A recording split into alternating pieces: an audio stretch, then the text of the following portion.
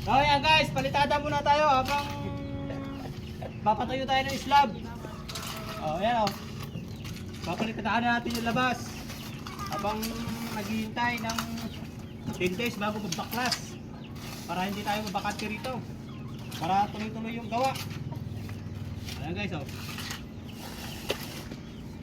Ayan guys yung gawa ko kalahating araw. Yan. Kalahating araw lang yan. Ha? Sorry Kaya kasing sumobra ang simento. Kaya pahid na lang natin para hindi masayang. Para di manigas. Ito lang oh. Ganun mo bago mo itapan para kumatis. Oh, yun. Yun lang. Oh, laro-laroin mo ganun oh. Ba? Ganun lang kadali. Oh.